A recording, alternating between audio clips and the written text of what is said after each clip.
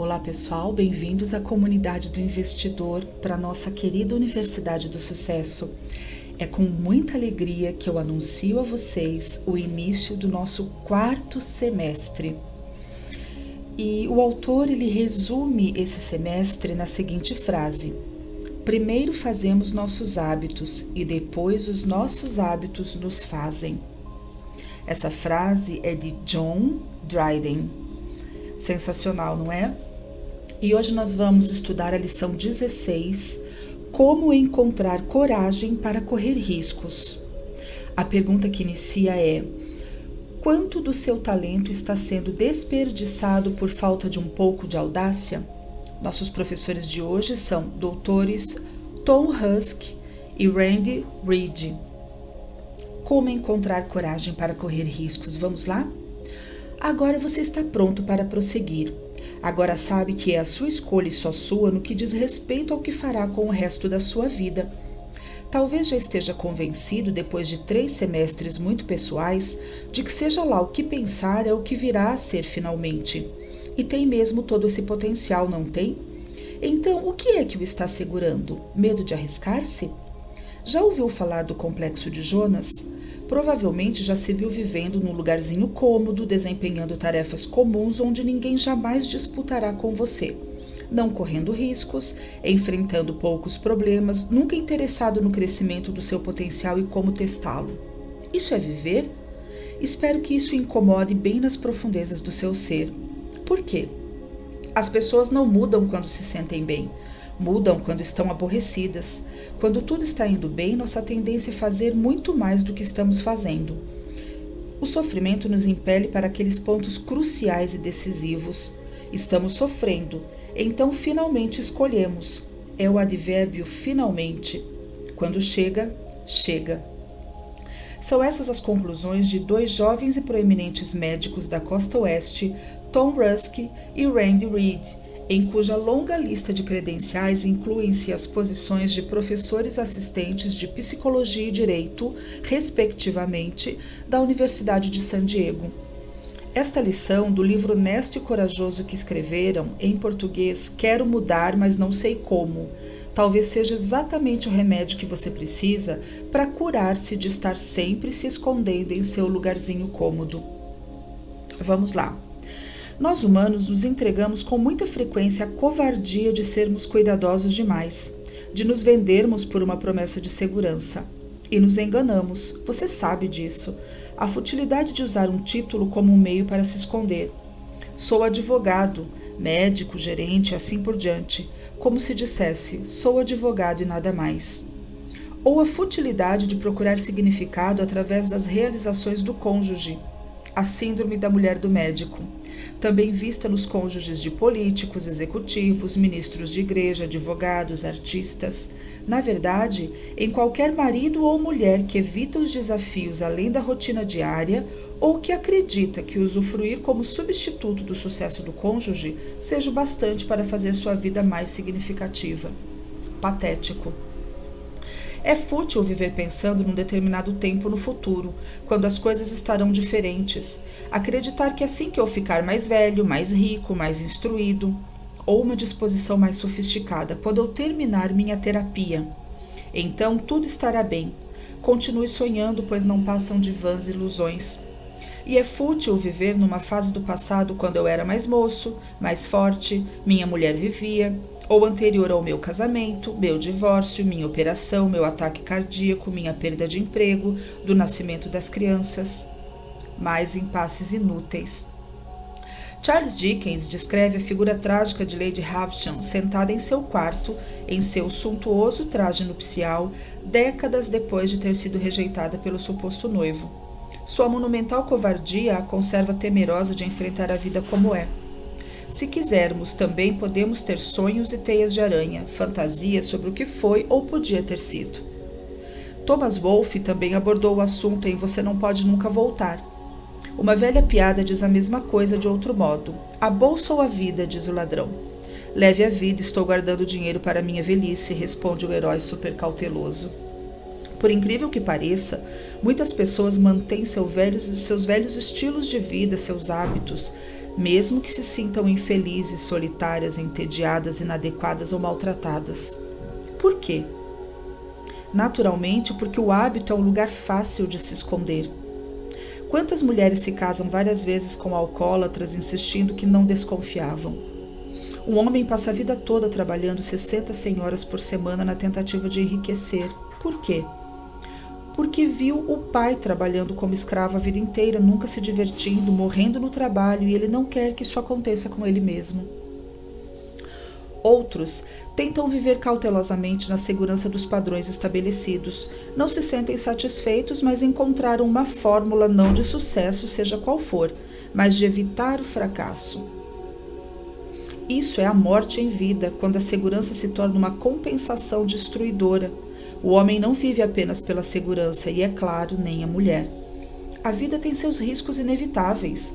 Há uma chance de risco toda vez que respiramos. Ataques cardíacos, acidentes de carro, taxa de imposto, problemas comerciais. Toda espécie concebível de notícias ruins está aguardando para bater-se sem aviso sobre nós. Portanto, não é fácil para nós humanos participarmos do jogo da vida. É um equilíbrio difícil. Às vezes podemos ganhar demais no giro seguinte da roda e em outras vezes podemos nos sentir tão magoados e logrados que a nossa vontade é de parar de jogar para sempre. Mas em certo sentido, o objetivo é encontrar um estilo de jogar o jogo da vida que conserve a nossa mão e não nos elimine. Quando vamos além da segurança e da familiaridade de nossos hábitos e nos comportamos de algum modo diferente das nossas rotinas, sentimos uma certa tensão. Pode ser moderada, um ligeiro aperto no peito ou um aperto mais pronunciado, uma aceleração no coração, náusea, diarreia, desfalecimento ou mesmo pânico. Se pensarmos longamente nas possíveis consequências de uma mudança, os ratos do medo surgem dos nossos porões mentais e podem nos destruir. Qualquer coisa nova pode ser assustadora. Correr risco na vida assemelha-se muito com o investimento de capital. Os retornos em potencial refletem, em parte, o grau de risco. Quanto mais altas as apostas, mais assustador o jogo. E o relógio continua com seu tic-tac. O tempo acelera com a idade, é claro. Nada se pode fazer quanto a isso. Contudo, 2 minutos numa montanha-russa são muito mais intensos do que 8 horas de reuniões maçantes. A variedade prolonga o tempo. A mudança nos desperta. Compartilhe o tempo com pessoas diferentes em lugares diferentes, fazendo coisas diferentes e poderá sentir uma semana em apenas um dia. As horas de grande intensidade emocional, como as das relações sexuais apaixonadas, podem durar muito mais tempo e satisfazer muito mais do que os mesmos atos físicos sem paixão. O tempo compreendido é uma utilidade elástica que depende da nossa idade, incontrolável, e de como consumimos, controlável. O mostrador da intensidade está ao nosso alcance. O tempo nos é dado e o quanto fazemos com ele depende de nós. Os seres humanos precisam de certa atenção. Fomos designados pelo desenvolvimento a sobreviver na tensão da disputa da cadeia alimentícia. Uma determinada quantidade de pressão é necessária para a nossa saúde. Naturalmente, tensão em demasia, como som em demasia, é ruim. Mas nenhuma tensão, como silêncio total, nos torna desequilibrados. Muitas pessoas tentam garantir-se contra todos os perigos possíveis. Não querem se magoar nunca, não querem ficar amedrontados nunca, não querem ficar só nunca. Portanto, adotam uma fórmula de vida onde vivem por bens materiais, têm pouquíssimas sensações e escondem-se por trás de velhos hábitos. Mas aquela ânsia por tensões naturais permanece. Gradualmente preenchem a lacuna com tensão fabricada internamente, inquietações e receios. Naturalmente, não falam para si mesmos: vou adotar um estilo de vida que irá minimizar as chances de risco, embora esteja ciente de que vai me trazer uma vida vazia e maçante. Apenas se desenvolvem assim. Mas você pode dizer a si mesmo até que ponto as chances de risco estão certas para mim. Que tipos de tensões me ajudarão no meu trajeto? Alguns podem achar a tensão física útil, esportes, exercícios ou mesmo jejum. Para outros, a resposta pode ser salto livre, corrida de motocicleta ou relacionamentos interpessoais calorosos. Para outros ainda, poderá ser reclusão no mosteiro e uma viagem corajosa pela turbulência interior. Cada um de nós tem uma tarefa na vida: satisfazer as necessidades, descobrir quais as tensões e os riscos que se encaixam melhor em nós. O tédio é o legado do medo. Correr risco é a parte principal da cura, portanto, não espere de alguma forma que você será capaz de evitá-lo. A capitulação crônica ao medo apenas assegura a mediocridade. O estilo de vida que estamos defendendo é aquele em que você pergunta a si mesmo a cada nova coisa que tenta: qual o risco e qual a recompensa? É uma atitude em que espera que o risco seja parte daquilo que está fazendo neste planeta. Não necessariamente um risco louco. Se exagerarmos no risco, não ficaremos o tempo livre suficiente para aprendermos alguma coisa nova. Mas aumentos calculados, cuidadosos no risco, parecem ser o melhor caminho a seguir. Por exemplo, quando está aprendendo a andar de bicicleta, não começaria num tráfego automobilístico intenso. Ao contrário, pegaria uma rua onde, se cair, pelo menos não seria atropelado. Portanto, explore e experimente. Procure o equilíbrio entre arriscar-se de modo suicida de um lado e fugindo dos riscos de outro. Em determinados dias vai se achar pronto para os riscos. Outros vão achar melhor você jogar na certa. Tente descobrir o que é melhor para o momento. Uma vez que qualquer coisa nova sempre provocará atenção, julgue você mesmo por seus esforços. Não importa o que tente, há outra pessoa que provavelmente o faz melhor. O importante é aprender a temperar o banquete da vida com aquelas especiarias fragrantes de tensão e risco. Coragem de anular-se. Talvez as maiores experiências em minha vida sejam as que transcendem a existência cotidiana. As doces e raras vezes em que o envolvimento numa atividade leva à satisfação além dos nossos sonhos mais absurdos. As pessoas ligadas às artes e os religiosos devotos baseiam suas vidas neste paraíso, mas ninguém consegue alcançá-lo. Você pode obtê-lo junto com alguém que ama ou até que odeie. Pode originar-se na arte culinária ou na arte de esculpir madeira ou simplesmente no ato de andar. É uma sensação semelhante à de se sentir suspenso, arrebatado, esquecendo preocupações e inibições. É denominada fusão, fluidez, satori e outros nomes incontáveis. Contudo, como o amor, é uma dessas coisas que, se nunca sentiu, é difícil de se acreditar. Qualquer esforço humano, desde pagar a conta do supermercado até regular um motor, pode ser realizado nesse estado criativo ou pode ficar reduzido a uma rotina sem interesse. Uma das coisas que vemos com frequência são pessoas inativas aguardando que uma coisa aconteça, como se de repente vão obter algum tipo de distintivo de associado que possam mostrar aos outros como se dissessem: vejam, eu mereço, também o consegui. Mas como qualquer coisa feita primeiro em benefício de uma plateia, é um desempenho destinado a fracassar completamente. Se você está no alto de uma colina olhando para toda a região e de repente sente aquela fluidez, sentindo-se parte daquilo tudo, mas ao mesmo tempo tenta condensar essa sensação numa foto turística para o pessoal de casa, você a anulará no mesmo instante. Não pode ser enlatada. Você pode ter a sensação, mas não pode transmiti-la. E, em certo sentido, este é o maior risco de todos. Você não pode possuir a sensação, não pode prová-la, pode apenas ser ela. Pode entregar-se àquilo que faz ou pode refrear-se. Pode lutar para absorver-se, pode correr o risco de anular sua identidade naquilo que faz. Ou pode afastar sua vida com o braço estendido inflexivelmente para mantê-la salvo. Pode tentar reduzir tudo em sensações explicáveis. Pode rotular e classificar tudo o que vê numa tentativa desesperada para ficar no controle.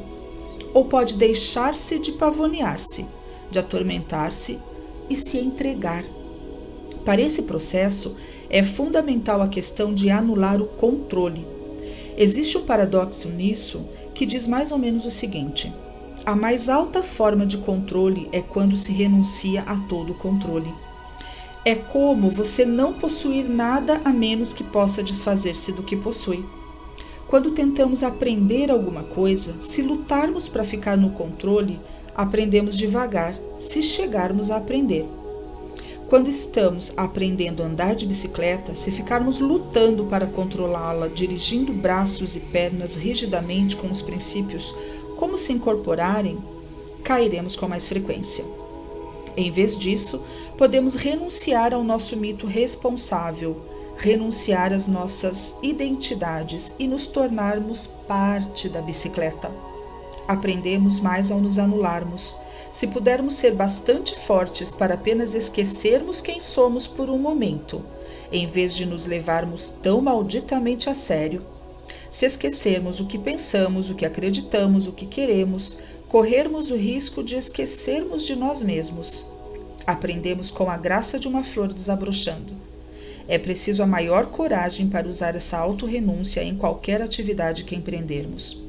Mas as recompensas são igualmente grandes.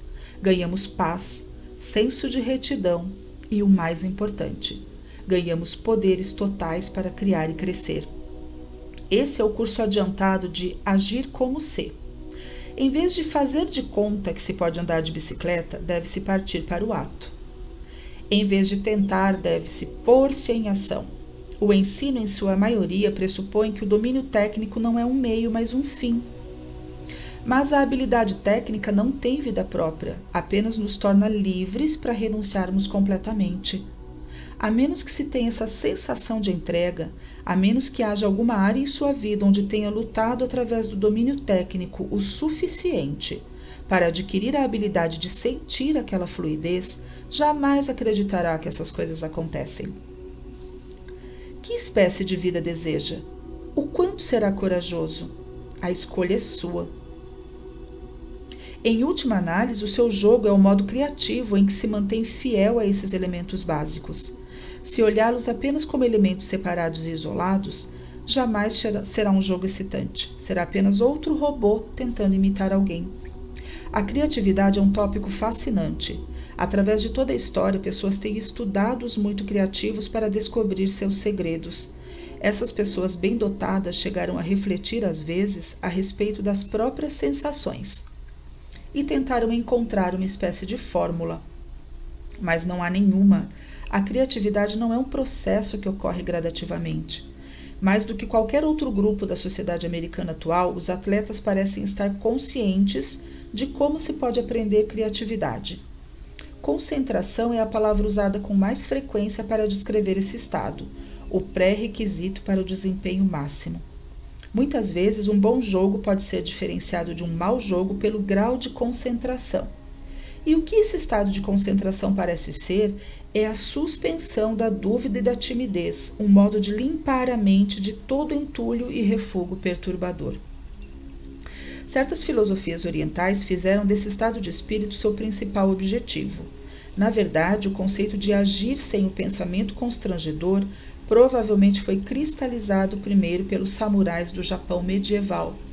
Ao usarem certos conceitos filosóficos do seu tempo, determinaram que a melhor maneira de vencer o adversário num duelo era lutar sem o atraso do raciocínio. Como pré-requisito, era preciso uma habilidade técnica aperfeiçoada, mas os movimentos em si eram ditados pelos sentidos em vez do raciocínio. Ao aprimorarem seu senso intuitivo, através de uma disciplina constante da prática de duelos, foram capazes de desenvolver um estado de espírito que minimizava o acervo de pensamentos. Como: será que ele vai tentar me atacar pela esquerda ou pela direita? Ao invés disso, com porte equilibrado, o samurai podia reagir como se estivesse de acordo com seu oponente, como se soubesse a cada momento o que iria acontecer a seguir. Em vez da mente, é o corpo que aprende. Em outras palavras, quando se está aprendendo alguma coisa, vale a pena desligar a mente, tapá-la ou sintonizá-la, eliminando interferências por um curto espaço de tempo. Não se pode dizer que a mente ficar calada, ficar calada, porque ela replicaria, mas pode-se anotar silenciosamente o que ela está dizendo, depois muda-se um pouco para outro canal. Isso é muito importante, olha, não se pode dizer para a mente ficar calada, porque automaticamente ela vai replicar. Então a gente anota silenciosamente o que ela está dizendo e aos poucos vai mudando o canal. Como os samurais, os arqueiros zen do Oriente obtiveram sua disciplina não por focalizarem no alvo, mas por esforçarem-se pelo senso de retidão no tiro. Se o tiro fosse reto, o alvo seria atingido naturalmente. Portanto, se quiser aprender alguma coisa nova, concentre-se na obtenção do senso de retidão válido para você mesmo. Corra o risco de entregar-se ao pequeno e precioso controle que se esforçou para obter, entregando-se o suficiente para fundir-se naquilo que está fazendo. Então faça-o. Certamente, os dons naturais ou genéticos, o estudo e a prática e até mesmo a sorte desempenham papéis importantes na criatividade.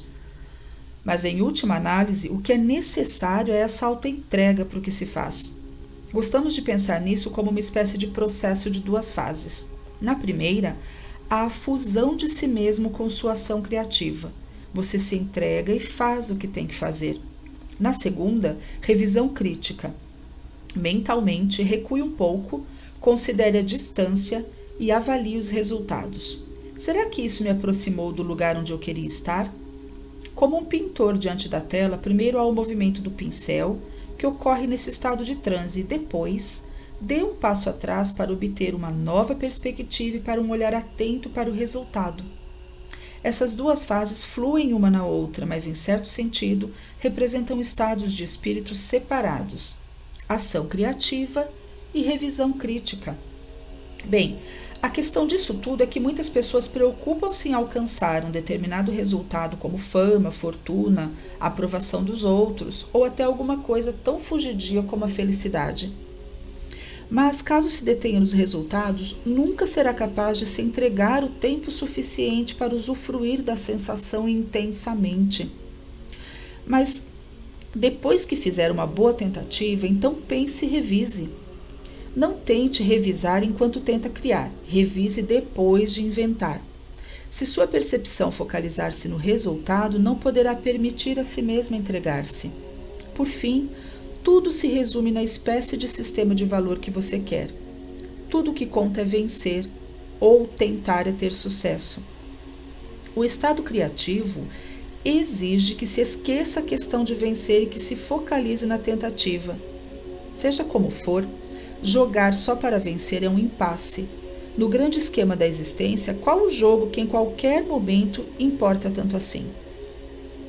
O que algum dia poderia valer a loucura brutal e criminosa de nos forçar a jogar apenas para ganhar? Tudo o que nós humanos realmente queremos é nos sentir bem, nos sentir corretos, encontrar a paz. Só que somos enganados pelo nosso mito que ao vencer todas essas coisas nos vem automaticamente. Uma das razões mais comuns por que as pessoas não assumem o controle de si mesmas e não aceitam a responsabilidade por tudo o que fazem é o medo do fracasso. Medo de ser um perdedor. Só dando a si mesmo o crédito de cada esforço encontrará um dia coragem para fundir-se na ação criativa. Se vivermos de acordo com o princípio de que tentar é ter sucesso, de que dar nosso melhor esforço é o que importa, ganhamos o domínio e a paz. Com essa atitude, nos introduzimos mais facilmente nos ciclos de criar e revisar. Os bons resultados são apenas benefícios adicionais que podem ir e vir, mas o que fazemos conosco está sempre sob nosso controle. Durante 15 anos, um fazendeiro conseguiu ganhar um bom dinheiro para se sustentar e sustentar sua família. Nunca recebeu roupas ou alimentos por caridade, nunca pediu um tratamento especial. Para ele, beneficência é uma obscenidade. Independência, trabalho árduo. Assim como semeais, assim hás de colher. São seus princípios básicos. Certo ano, apesar de grandes esforços, uma tempestade inesperada acabou com a colheita inteira. Suas reservas não eram o suficiente para enfrentar seus compromissos financeiros. Relutante, recorre à beneficência e aceita o auxílio à calamidade. Ambos são caridade. Ele se sente um fracasso. Você concorda? Esperamos que não. Se concorda, então compreendemos por que você teme a mudança, o risco e a tentativa. O medo do fracasso deve paralisá-lo. Ao deixar que seu amor próprio dependa dos resultados, isso torna escravo de todo o capricho da oportunidade. Liberte-se. Se vai amar a si mesmo, ame e não importa o quê. Na verdade, o que estamos dizendo não é nada de novo. Não é se você vence, é como executa o jogo. Mas essa nobre tradição vem sofrendo uma morte lenta. O treinador Vince Lombardi dizia com frequência: ganhar não é tudo, mas tentar é. Mas você não achou que ele disse vencer é tudo? Essa citação incorreta apresenta uma trágica verdade sobre nossos valores sociais. Lombardi foi um grande professor e líder, mas, novamente, as pessoas ouvem o que querem ouvir. Seja um bom treinador para si mesmo. Encoraje os próprios esforços. Se estabelecer uma meta e não alcançá-la, você tem uma escolha. Pode diminuir-se. Eu sabia que não ia conseguir. Talvez alguns possam mudar, mas eu não posso. Minha infância arruinou-me terrivelmente. Fiquei cometendo sempre os mesmos erros repetidamente. Jamais chegarei a acertar. Ou pode encorajar-se. Minha tentativa foi magnífica. Estou orgulhoso de mim mesmo. A fusão de mim mesmo com o meu esforço foi válida. Falhei na tentativa, aceito isso. Aceito o desgosto. Mas continuo orgulhoso e estimo a mim mesmo pela minha coragem. Ei, o que é sucesso? Quem avalia seu valor, você ou sua plateia? A quem está tentando impressionar? Seus pais, vivos ou mortos, o cônjuge, os vizinhos, ou eles vagos e míticos para quem aprendeu vestir-se elegantemente nos dias de domingo e nas festas, para não constranger a família? O mito? A brincadeira cruel perpetrada pelos nossos colégios, pelos meios de comunicação, pelas igrejas ou sinagogas que indicam o sucesso como um lugar, um status, uma coisa, um nível a ser atingido. Escolha uma carreira, trabalhe nela até alcançar sucesso. Então os outros o respeitarão e você será feliz. Ridículo! Poucas experiências ressoam mais vazias do que aclamadas como bem-sucedidas apenas por se sentirem desmerecedoras dessa admiração. Basta olhar para a lista de animadores estrelíssimos cujas vidas terminam prematuramente numa agonia autodestrutiva. Você representa primeiro, continua representando e acaba representando para uma audiência de uma só pessoa. Desaponte essa pessoa e você estará falido. A covardia origina-se do apego desesperado por um sucesso que achamos não merecer. Aprenda a anular-se em seus esforços. Aprenda a entregar-se e terá ganho coragem de fato. Tenha a coragem de enfrentar a luz. Esforce-se para ter o máximo de coragem que puder. Isso não significa que tenha de se matar de trabalhar. O divertimento também é uma necessidade vital. Mas não espere por fórmulas concisas, algum artifício garantido para resolver seus problemas. Tenha a coragem de viver uma vida em que certos dias serão duros e outros fáceis. Não importa o quanto seja inteligente. Renuncie com amor que ficará abastecido de energia. Ter sucesso significa viver corajosamente cada momento e viver o mais intensamente possível. Ter sucesso significa coragem de fluir, lutar, mudar, crescer e todas as demais contradições da condição humana. Ter sucesso significa ser autêntico para si mesmo. Sejam muito abençoados, reflitam bastante na lição de hoje e nós nos vemos na próxima.